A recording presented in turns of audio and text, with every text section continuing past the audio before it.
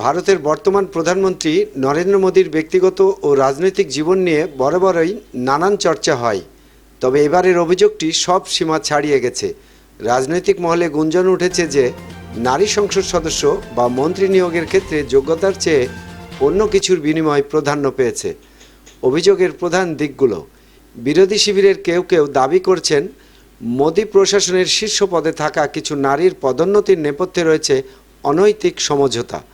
ভারতের রাজনীতিতে চরিত্র হনন বা ক্যারেক্টার অ্যাসোসিয়েশন নতুন কিছু নয়, কিন্তু সরাসরি প্রধানমন্ত্রীর দিকে এমন আঙুল তোলা দেশটিতে এক বিশাল সাংবিধানিক সংকট তৈরি করতে পারে।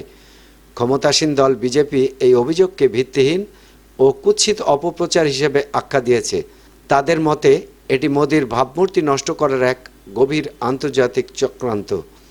এই অভিযোগ কি তবে ভারতের আসন্ন নির্বাচনে কোনো প্রভাব ফেলবে, নাকি এটি বিরোধী দলের কোনো পরিকল্পিত চাল?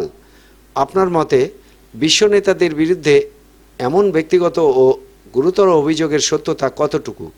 এটি কি নোংরা রাজনীতির বহিঃপ্রকাশ?